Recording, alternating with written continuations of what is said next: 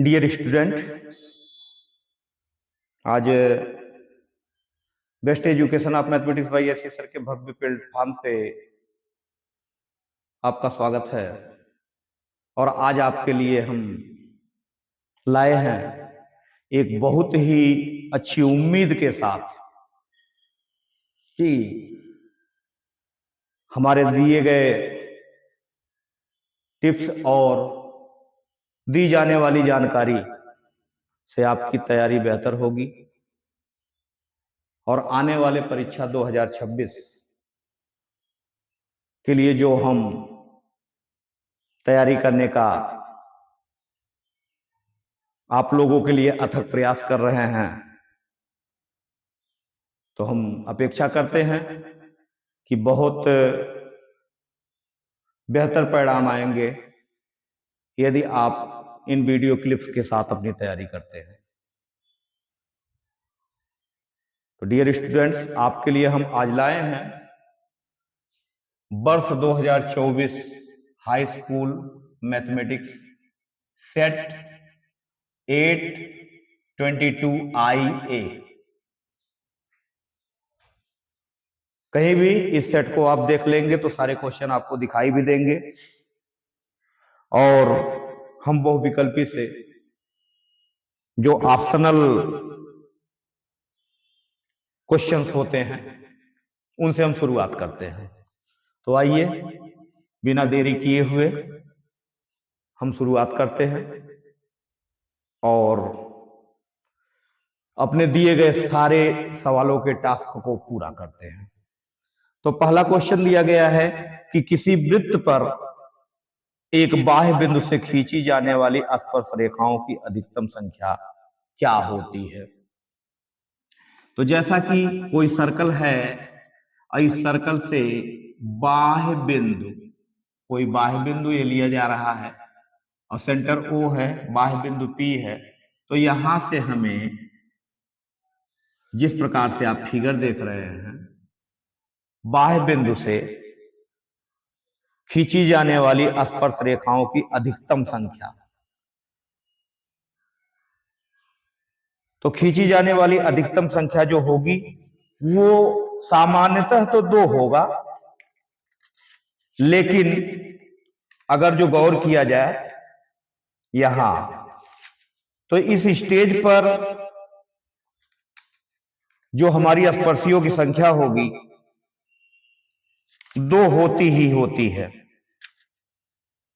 तो निश्चित रूप से हम पहले सवाल में अपना जवाब बी के साथ जाएंगे। बी में एक्चुअली दिया हुआ है 2। सामान्य रूप से 2 स्पर्शियां खींची जा सकती हैं और इसी प्रकार से बिंदु 7,3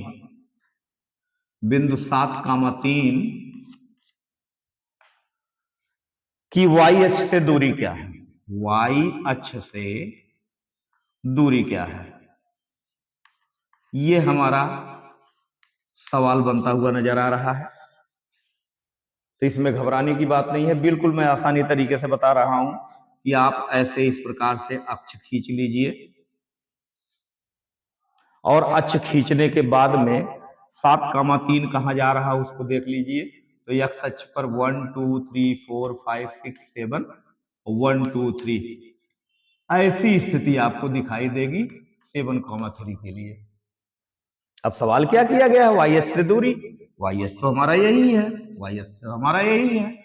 अब यहां से लेकर के यहां तक का अगर जो दूरी जानना चाहेंगे तो एक्स अक्ष पर चली गई दूरी, तो एक्स अक्ष पर चली गई दूरी कितनी थी, 7 थी। अतः हम अपने विकल्प सी के साथ जाएंगे जिसकी रिपोर्टिंग है 7 सही है, 7 मात्रक सही है। और इसी क्रम में तीसरा क्वेश्चन हमारे सामने आता है, P sin theta equal to Q cos theta. Q cos theta ऐसा सवाल दिया गया है। तो जेन्युइन बात है, tan थीटा इक्वल टू हम P बाई Q कह सकते हैं। तो tan थीटा जब p बाई क्यू कहा गया तो थीटा को राइट हैंड पे रख के लंब बटे आधार के रूप में हम p बाई क्यू यहाँ कहवाई दें और अंडर रूट में p square plus Q square का मिलना तय है। तो फिर क्वेश्चन में किया गया है कोसेक थीटा का वैल्यू क्या होगा, कोसेक थीटा का वैल्यू क्या होगा। तो कोसेक साइन का उल्टा होता है, तो कर्ण बटा लंब अंडर रूट में P square plus Q square के अपान में स्वयं पी, जो कि बी वाला विकल्प हमें मिलता हुआ नजर आ रहा है। तो तीसरे क्वेश्चन में हम बी की ओर जाएंगे और अंडर रूट में P square plus Q square upon P कहते हुए। अच्छी बात है। चौथे क्वेश्चन पे हमको दिया जा रहा है, चौथा क्वेश्चन जैसा कि है,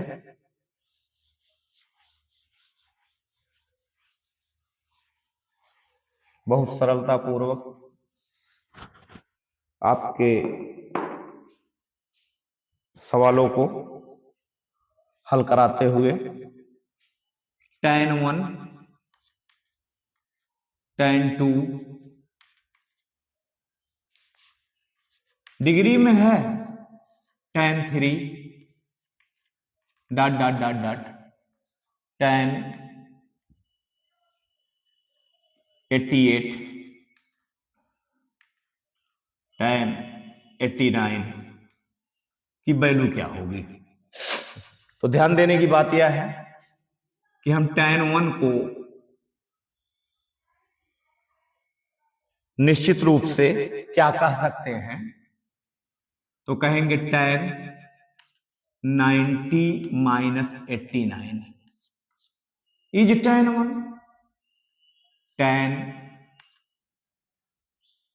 90 माइनस 88 इन ETC, और यहां tan 88 एंड tan 89 आपको दिख रहा है। तो tan 90 माइनस थीटा इंटू काट थीटा होता है, तो काट 89 इंटू काट 88 इन ETC and last tan 88 and tan 89। अब काट 89 का मल्टीप्लाई tan 89 से होगा तो 1, काट 88 का tan 88 से होगा तो 1। इसी क्रम में 1 multiply any time, but your result is 1, but your result is 1।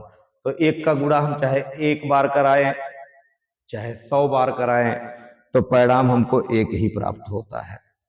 अर्थात हम अपने डी वाले विकल्प के साथ जाएंगे और डी विकल्प के साथ जाकर के हम एक आंसर दे सकते हैं। इसी क्रम में आगे हमारा सवाल जिस प्रकार से इस सेट में दिया हुआ है, यदि समीकरण 3x square plus 5 3x square plus 5x minus q equal to 0 के मूल बराबर हो। मूल बराबर जब भी आ जाता है तो माय डियर स्टूडेंट्स ध्यान देंगे कि B square minus 4ac equal to 0 होता है, और अपने समीकरण का तुलना कर लेंगे। a का मान 3 है, b का मान 5 है, q का जो c का सीट लिया हुआ है, तो बी स्क्वायर मतलब हो गया कि 5 का स्क्वायर 25 माइनस में 4, a का मान 3 है और c का मान माइनस में q नजर आ ही रहा है इक्वल टू 0। तो 25 के माइनस में माइनस टकराएगा और 12q आएगा। ऐसे स्थिति पर 12q का मान हमें माइनस में 25 रिसीव होगा और q माइनस में 25/12। ये छोटा सा परिणाम हमारे सामने है, और माइनस में 25/12 विकल्प एक ही ओर जाता हुआ, विकल्प एक ही ओर जाता हुआ माइनस में 25/12 ऐसा जवाब दिया गया इस सवाल का। समांतर श्रेणी में -62 -59 डॉट डॉट डॉट 710 का 11वां पद क्या होगा, ऐसा इन्होंने कुछ क्वेश्चन किया। यानी कि माइनस में 62, माइनस में 59, in dot dot dot last का 7, 10 में 11वां पद पूछा गया है, यानी T11 क्या होगा। तो क्वेश्चन में ही देख सकते हैं ए की वैल्यू -62 है, डी की वैल्यू T2 - T1 लाता है, तो पॉजिटिव में 3 पाया जाएगा, D = 3 हो जाएगा। और 11वां पद के लिए A + 11 - 1 इंटू D का सपोर्ट करेंगे, और माइनस में 62 and plus 10 into D is 3 and 62 plus 30 and your result is -32. So your 11 terms is 32 और हम अपने बी विकल्प के साथ जा सकते हैं, और बी विकल्प छठे में जाता हुआ -32। सवालों को हल करना कहीं कोई जटिल नहीं होता है, बस आपको केंद्रित होकर के हल करने की जरूरत है। आइए इसी क्रम को आगे बढ़ाते हुए, यदि P का मान, प्रोबेबिलिटी से क्वेश्चन उठाए हैं, P का मान 0.05 है, तो PE बार का मान क्या होगा, PE बार का मान क्वेश्चन मार्क। तो ध्यान देने की जरूरत है कि प्रायिकता में घटना का घटित होना और घटना का न घटित होना, ये दोनों मिलकर एक होता है। बस इसी सिद्धांत का अनुपालन कीजिए। P and P bar is 1 and P given below 0.05 plus P bar unknown is equal to 1, so P bar is 1 minus 0.05, so 0.95। बिल्कुल हम डी के साथ जाएंगे, डी बिल्कुल सही जा रहा है, 0.95। ओके, 8वें क्वेश्चन की ओर आ रहे हैं। एक थैले में 3 लाल और 5 काली गेंदें हैं। क्या कह रहा है, एक थैले में 3 लाल और 5 काली गेंदें हैं, इस थैले से एक गेंद यदि 6 निकाली जाती है तो लाल होने की प्रायिकता बताइए। तो NE/NS लगा दीजिए। Probability of E is NE/NS। अब थैले में बताया गया था कि red and black balls 3 and 5 and overall 8, so NS is 8 और NE is लाल गेंद होने की प्रायिकता पूछी गई है, तो 3, सो हम 3/8 अर्थात ए विकल्प के साथ जाएंगे। ए विकल्प के साथ 3/8 मिल जाएगा। और आगे फिर क्वेश्चन में देते हैं कुछ इस प्रकार से, ऐसा ट्रायंगल बना हुआ, नामकरण यहां ए बी सी को दिखाते हुए, डी को समानांतर बताया गया है BC के, और यहां 1.3 cm, 3.9 cm, 1.5 cm, और पूछे हैं CE क्या होगा, यहां क्वेश्चन मार्क लगा हुआ है। तो देखिए जब BC और DE समानांतर हो तो थेल्स का थ्योरम कहता है कि एडी और बीडी में जो रेशियो होगा वही रेशियो एई और ईसी में होगा। तो अगर जो 1.3 को 3.9 से देखा जाए तो 1:3 मिल रहा है। तो 1:3 में ऐसा 1.5 सीएम जो होगा वो 3 गुना होगा, अर्थात हम 4.5 सेंटीमीटर कहते हुए विकल्प चौथे के साथ चले जाएंगे। और विकल्प चौथा मीन्स डी हो गया। और रिजल्ट भी देखना चाहे तो 4.5 सेंटीमीटर, 4.5 सेंटीमीटर। तो कुछ ही पलों में हमने 9 क्वेश्चनों को हायर कर लिया और 11 क्वेश्चनों का संग्रह जो है वो विकल्प के रूप में अभी हमारे सामने है। तो 10 क्वेश्चन पे बात करते हैं। कुछ इस प्रकार से फिगर बना हुआ है, जिसमें यहां 70 MN L और 3 सेंटीमीटर का नाप देते हुए और 4.5 का माप देते हुए दूसरा भी ट्रायंगल हमारे सामने है PQR, जहां R पे 70 डिग्री देते हुए और 2 cm 3 cm की माप देते हुए। तो ध्यान दीजिए यहां पर अगर 2 सेंटीमीटर और 3 सेंटीमीटर है, यहाँ 3 सेंटीमीटर 4.5 सेंटीमीटर है, तो 1.5 दूना 3, 1.5 तिया 4.5। ये कंपेरिजन किया जाए तो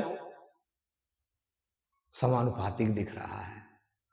और जब भी समानुपातिक आपको दिखे और एंगल 70 एंड 70 है तो ये तो बात तय हो गई कि सिमिलरिटी है तो है, सिमिलर है तो है। लेकिन अब इसमें विकल्प दिए गए हैं। तो NML PQR QPR इस प्रकार से NML QRP ऐसे करते हुए, लेकिन हम इन विकल्पों में NML को देखेंगे, NML को देखेंगे जहां डिग्री दिया गया है।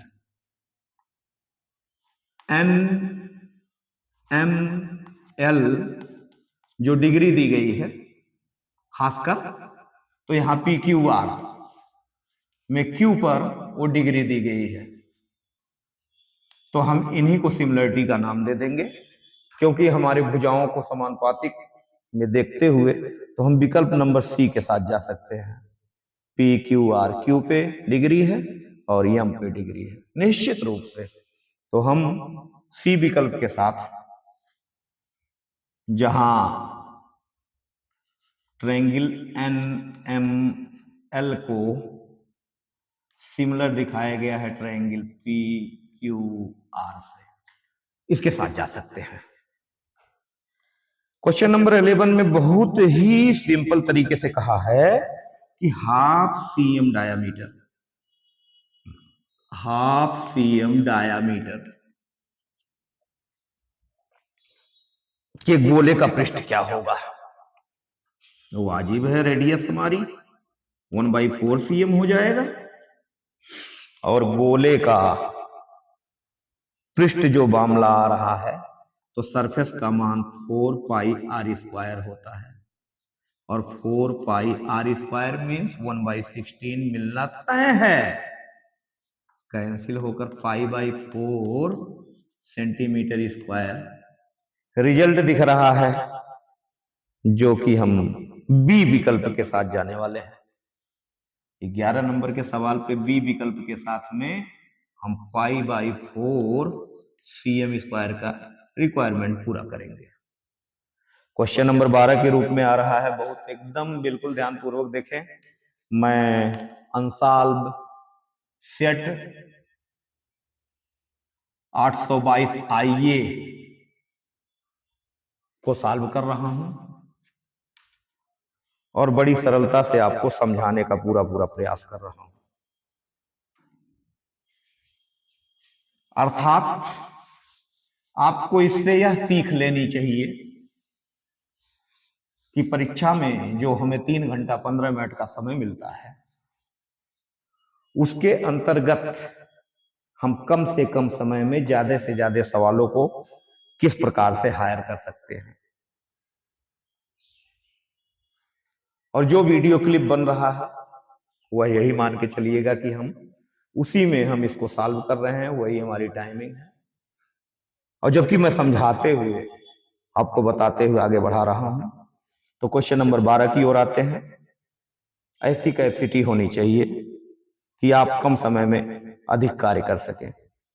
तो 6 सेंटीमीटर त्रिज्या, R बराबर 6 बताया जा रहा है। 30 अंश का कोण बनता है एक चाप पर, थीटा का मान 30 अंश बताया जा रहा है। तो संगत चाप की माप क्या होगी? आपको ध्यान होना चाहिए, जब थीटा का मान डिग्री में दिया हो तो तुरंत इसको रेडियन में हमारा कन्वर्ट करना कर्तव्य बन जाता है, जहां चाप और कोण और त्रिज्या का संबंध आता है। तो theta is equal to L upon R को लगाएंगे तो एल इज इक्वल टू हमको आर थीटा दिखाई देगा, और 6 थीटा की वैल्यू हम पाई बाई 6 कहवा सकते हैं, कैंसिल हो गया। और पाई सेंटीमीटर जो हमें दिख रहा है एल का मान, यही हमारे चाप की लंबाई है। तो पाई सेंटीमीटर हम विकल्प डी के साथ जाने वाले हैं, जहां 12 में विकल्प डी है और वो भी पाई सेंटीमीटर की वैल्यू के साथ। फिर क्या है, 5 सेंटीमीटर त्रिज्या का एक कोई सर्कल है और जिसके केंद्र से बिल्कुल 5 सेंटीमीटर त्रिज्या वाले वृत्त पर खींची गई स्पर्श रेखा पी क्यू, ओ से जाने वाली एक रेखा के बिंदु क्यू पर मिलती है, जहां ओ क्यू बराबर 12। तो पी क्यू की माप क्या होगी? पी क्यू को पूछा गया है। इसका तात्पर्य हो गया कि कुछ इस प्रकार से है, जहां ओ क्यू को 12 बताया गया है, ओ यहां है, क्यू यहां है, पी यहां स्पर्श कर रहा है, और इसे बताया गया है कि 12 cm है, और रेडियस को 5 cm बताया गया है।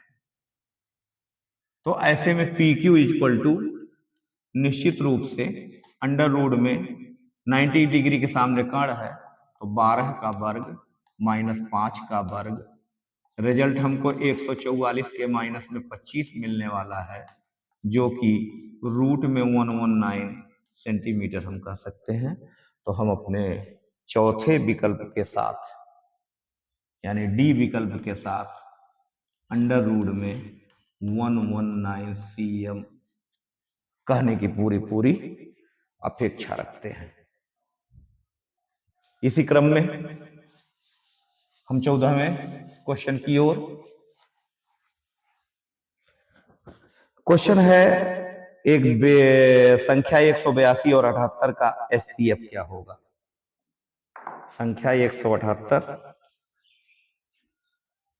78 और 182 का, तो 182 और 78 ऐसी संख्या हमारी दोनों है, तो इसका एचसीएफ पूछा गया है कि एचसीएफ क्या होगा, अर्थात महत्तम समापवर्तक यहाँ क्या पाया जाएगा। तो ऐसे भी 13 छक 78 और 13 कन्ने 13, 13 चौक का 52 ऐसा बनता नजर आ रहा है। फिर 2 तियां 6, 2 साते 14 ऐसा बनता नजर आ रहा है। अब कटने के चांसेस खत्म होते हुए दिखाई दे रहे हैं, यानी 13 के गुणक में 2 अर्थात हमारा 26 एचसीएफ का कार्य करेगा।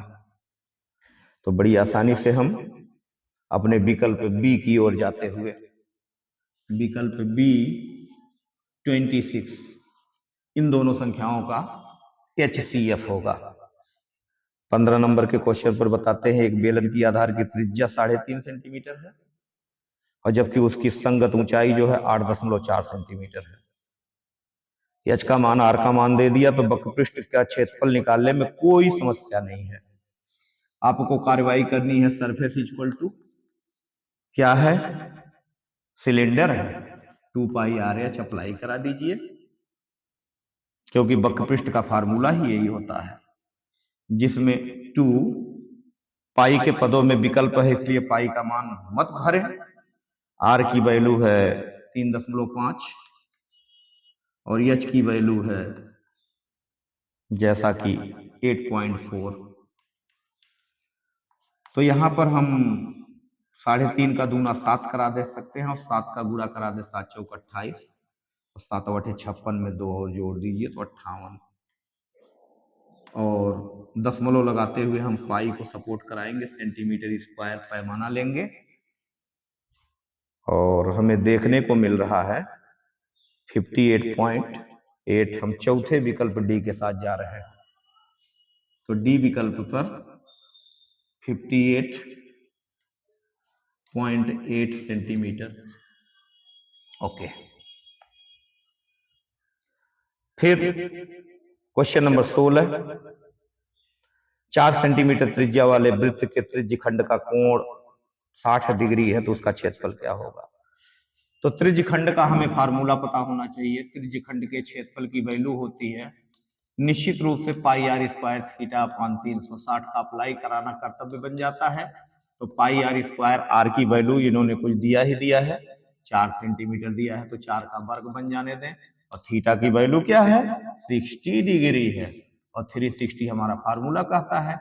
6 टाइम में कटेंगे और पाई multiply 16 upon 6 and 3 time 4 time 8 time, so 8 pi by 3, 8 pi by 3 की रिपोर्टिंग है सीएम स्क्वायर, और हम सी विकल्प के साथ जाना चाहते हैं। 16वें क्वेश्चन में सी विकल्प है और वो भी रिजल्ट है 8 pi by 3 CM square. Simple. Question number 17 की ओर बात करते हैं। X square plus x minus 1 का विविध कर क्या होगा। X square plus x minus 1 का विविध कर क्या होगा, तो विविध कर डी, डी को ही कहा जाता है B square minus 4ac, B square minus 4ac, इसी को विविध कर का फार्मूला बोलते हैं। जहां ए का मान 1 है, बी का मान 1 है, सी का मान -1 है, तो हम बोलेंगे बी स्क्वायर अर्थात 1 का वर्ग 1 ही होगा, और माइनस में 4a मल्टीप्लाई 1 मल्टीप्लाई -1, और वो माइनस अपने आप में पॉजिटिव कराता हुआ हमें 5 का रिजल्ट दे रहा है डी की वैल्यू। ओके, डी का मान 5 हमें मिलने वाला है।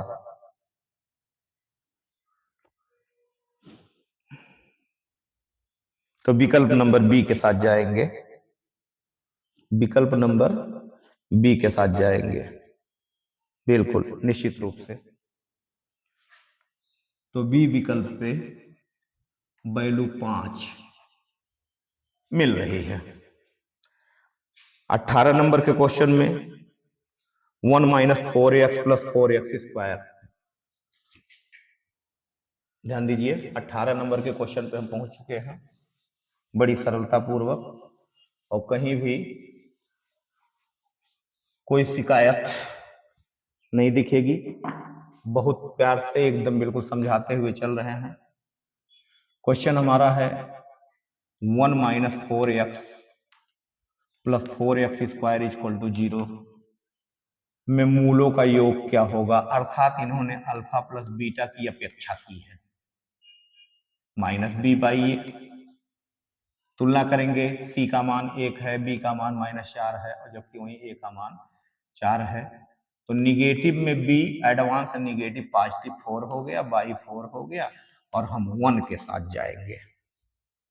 बिल्कुल हमारा सी वाला विकल्प कहता है 1, तो सी का विकल्प है जो 1 का रिपोर्ट है। और क्वेश्चन नंबर हम 19 की ओर आते हैं। निम्नलिखित सारणी से माध्य क्या होगा। तो कुछ इस प्रकार से सारणी के माध्य को जानने के लिए हमें 3 टेबल का होना आवश्यक होता है। परपेंडिकुलर लाइन में 3 लाइन की आवश्यकता होती है, जिनमें से हमें जो वैल्यू दिया गया है वो वर्ग लेकिन वर्ग अंतराल हो तो एक लाइन और बढ़ा लेने की अपेक्षा होती है। तो हम वर्ग बोल देंगे, मध्यमान की स्थिति कर लेंगे और यहाँ फ्रीक्वेंसी लगा देंगे और दोनों का गुणनफल भी दिखाने का कार्यवाही करेंगे। 0 to 10, 10 to 20, 20 to 30, 30 to 40 and 40 to 50। तो मीडियन क्या हो जाएगा? 5, 15, 10 का फर्क है तो 25, 35, 45। लास्ट का चेक कर लें, 90 का आधा 45 होता ही है। और 4, 7, 5, 4, 7, 5 और 8, 6 ऐसा दिखेगा। गुणा करा लेते हैं। 5 में 4 का गुणा 20, 15 में 7 का 105, 25 में 5 का 125 और 35 में 8 का 240 प्लस 40 यानी 35 दूनी 70, 70 का चौका 280 बोल सकते हैं। और 45 का छक, 45 का दूना 90 करा दे, उसका 3 गुना कर लें तो 270। अच्छी बात है। इसको जोड़ेंगे सिग्मा एफ आई एक्स आई आएंगे। चलिए जोड़ लेते हैं। 270 2 470, 470 में 80 जोड़ेंगे 550 पहुंच जाएंगे। 550 2 750, 750 है और 30, 780, 780 में 20 जोड़ेंगे तो 800 मिलता हुआ नजर आ रहा है।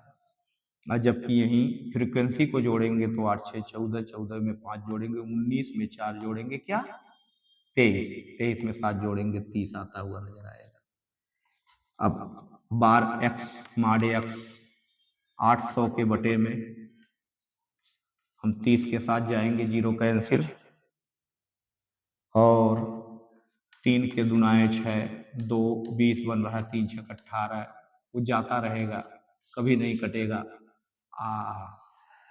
ऐसे में 26.67, 26.66 हम विकल्प बी को ले सकते हैं।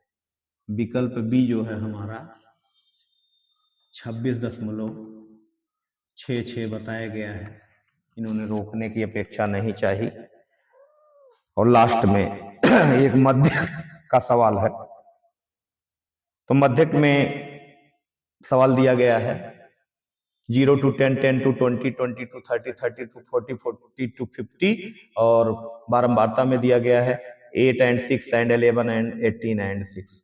अगर जो इनको जोड़ते हैं तो ये 18 6 24, 24 1 25, 10 35, 35 35 6 41, 41 8 49, 49 क्या कहता है? विषम है। विषम के लिए n+1 बाई n+1 बाई 2 पद का मान, n+1 बाई 2 पद का मान, ऐसा कुछ मीडियन होता है। तो 49 1 50, हाफ में 25 आएगा। और अगर हम क्रॉस ऐड करें तो 8 6 14 और 14 में 11 जोड़ता हुआ 25। तो मिला जुला करके इसका मध्यक जो हमें मिलने वाला है उससे एक कदम नीचे जाता है। तो हम अपने विकल्प बी के साथ जाएंगे जो 20 30 मिलने वाला है। तो विकल्प बी 20 से 30। इस प्रकार हम अपने 20 विकल्पों को पूरा करते हुए इस सेट का समाधान कर चुके और आगे वर्णनात्मक क्वेश्चन जो दिख रहा है हम इसे ध्यान रखें अगले वीडियो में देंगे। हमारी अगली वीडियो क्लिप जब होगी तो इस सेट 822 आईए का भाग आपको मिल जाएगा। तो अगर जो हमारे वीडियो आपको पसंद आए, वीडियो अच्छा लगा है तो लाइक करना, शेयर करना और कमेंट करना न भूलें और चैनल को सब्सक्राइब करें ताकि हमारे नोटिफिकेशन आप तक पहुंच सके और बेहतर परिणाम के लिए यह वीडियो क्लिप साबित हो। सो गुड लक, धन्यवाद।